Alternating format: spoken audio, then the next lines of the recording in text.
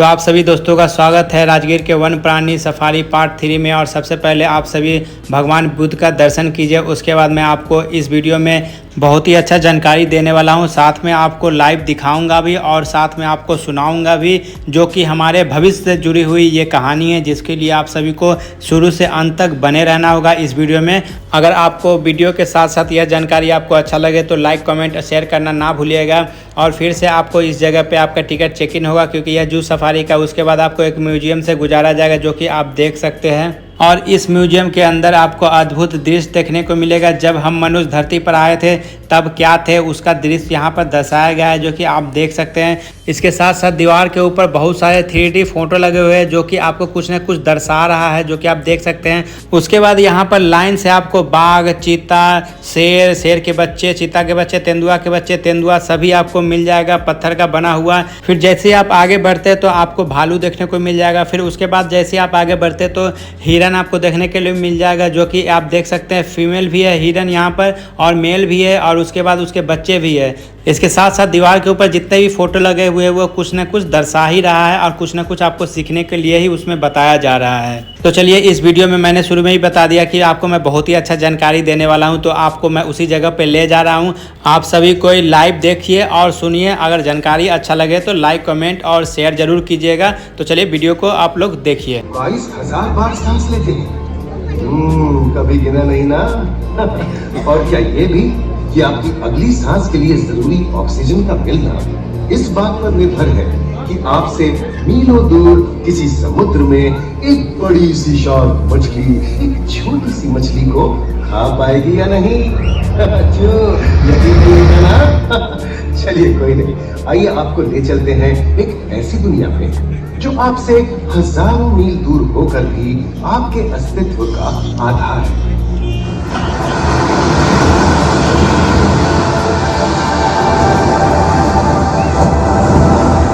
ये महासागर है, मीलों दूर तक फैला हमारे जीवन का केंद्र, जिसका पानी हर देश की सीमा से परे है।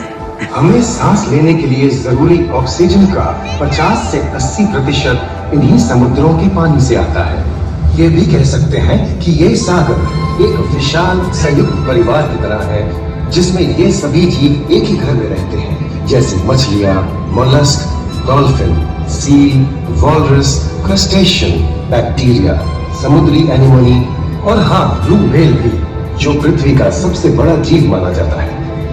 और जंतु ही नहीं, इन समुद्रों में पौधों की भी लाखों प्रजातियां पाई जाती हैं। इन विशाल समंदरों का पानी हमारी पृथ्वी का लगभग 3/4 हिस्सा है। इस धरती पर 5 बड़े महासागर हैं: आर्कटिक, अटलांटिक, हिंद, प्रशांत और दक्षिणी महासागर। ये सागर इतने महत्वपूर्ण हैं कि इनका तापमान और लहरें दुनिया के हर हिस्से के मौसम पर असर डालते हैं, चाहे वो मौसम कितना ही खतरनाक क्यों ना हो। हमारी ही तरह पानी के नीचे पनपता हर जीवन सूरज की रोशनी पर निर्भर है। जी हाँ जनाब, सिर्फ ये जंतु, मछलियां, पेड़ पौधे ही नहीं, बल्कि बैक्टीरिया जैसे सूक्ष्म जीव भी सूरज से ऊर्जा पाकर खिलखिला उठते हैं। ये देखो मिस्टर उदबिलाव, कितने मजे ले रहा है। देखा इसे, अपने चेहरे की पोजीशन ऐसे बदल रहा है जैसे किसी स्पा में स्टीम ले रहा हो। और वो चली मैडम वेव इठलाते हुए सनबाथ लेने। और ये जोकर मछली यानी क्लाउन फिश, ये तो गाना भी गाती है भाई, बिना किसी सुरताल के। हाँ, ये रात समुद्री जानती है, और कोई खतरा महसूस होने पर ये कभी घुर्राती है और कभी चहकती है। क्लाउन फिश है ना। और ये डॉल्फिन हमारे स्मार्टफोन से भी ज्यादा स्मार्ट है। ये अपनी आवाज का इस्तेमाल सोनार की तरह करके एकदम सही दिशा में तैरती और एक दूसरे को संदेश भेजती है। जी हाँ, ईमेल या व्हाट्सएप से भी तेज। निर्मला चट्टानें यानी कोरल रीफ दुनिया की सबसे विविध इकोसिस्टम्स में से है। इन चट्टानों को अक्सर समुद्र के वर्षा वन कहा गया है। आई, समुद्र में वर्षा, अजीब बात है ना।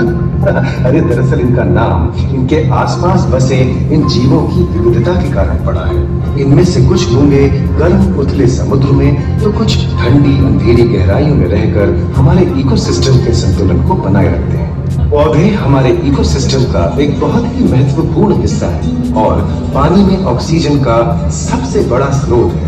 इस नीले पानी में मौजूद कई पौधों में से एक बहुत ही महत्वपूर्ण पौधा है फाइटोप्लैंक्टन, जो पूरी दुनिया की ऑक्सीजन की जरूरत का लगभग 50% बनाकर हमारा अस्तित्व बनाए रखता है। इन समुद्रों में पहुंचने वाली सूरज की रोशनी की मात्रा के हिसाब से उन्हें 3 क्षेत्रों या परतों में बांटा गया है।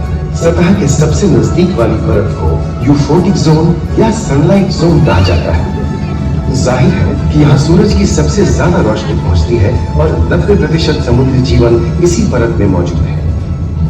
अगली गहरी परत को डिस्पोटिक जोन या ट्वाइलाइट जोन कहा जाता है। इस परत तक सूरज की सिर्फ 1% रोशनी पहुंचती है, जो पौधों के जिंदा रहने के लिए काफी नहीं है। तीसरी और सबसे गहरी परत एफोटिक जोन या मिडनाइट जोन है। यहाँ सूरज की रोशनी बिल्कुल नहीं पहुंचती। ये परत पूरी तरह से अंधेरी और ठंडी होती है, बिल्कुल किसी हॉरर मूवी के सीन जैसे।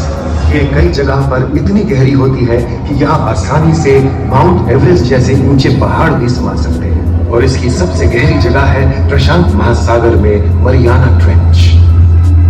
महाद्वीपीय तटों के साथ लगे उतले समुद्री इलाकों तक पहुंचना आसान है, लेकिन ये समुद्र का सिर्फ 10% है। समुद्र की गहराई जितनी बढ़ती जाती है, उतने ही वहां के हैरत अंगेज जीव जिन तक पहुंचना मुश्किल होता जाता है। ये समुद्री जीव पहले तो अपनी खूबसूरती से आपको छलते हैं और फिर अचानक एक खतरनाक रूप ले लेते हैं, जिनसे बचना मुश्किल ही नहीं नामुमकिन है। और ये क्या, अचानक ये रोशनी कहां से आई? ओहो, ये तो जेलीफिश का झुंड है, जिनकी रोशनी एकदम डिस्को लाइट की तरह लगती है। वाह, ये हुई ना बात। अब सभी बड़ी छोटी मछलियां इन चमचमाती डिस्को लाइट को देखकर पार्टी करने आएंगी। और फिर यही रोशनी उन्हें बेरहमी से दबोचकर उनका शिकार करके अंधेरे में वापस गायब हो जाएगी। लेकिन सभी शिकारियों को छलांगे से लुभाना नहीं पड़ता। सबसे घातक शिकारियों में से है शार्क, जैसे ग्रेट व्हाइट और टाइगर शार्क। शार्क आमतौर पर सूरज ढलने के बाद अंधेरे में शिकार पे निकलती है समुद्री जीवों का यमराज।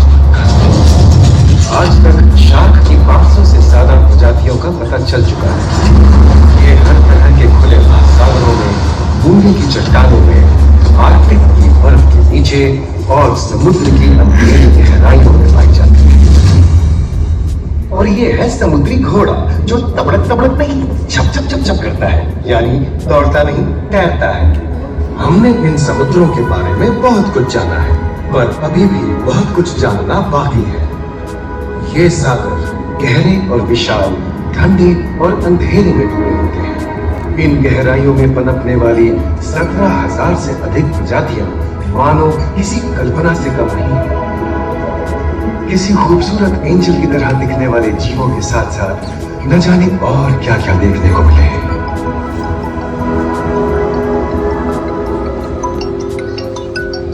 इन विशाल सागरों के इकोसिस्टम इनके बाहर तक फैले हैं। खारे पानी की खाड़ियां समुद्रों, समुद्र तटों और नमकीन दलदली इलाकों तक। मानव जाति दशकों से प्लास्टिक, जहरीले रसायन, तेल और ऐसी कई चीजों को पानी में बहाकर समुद्रों को नुकसान पहुंचा रही है। कई समुद्री जीवों या मछलियों की दर्दनाक मौत और उनकी इस तड़प का जिम्मेदार हमारी मानव जाति की है।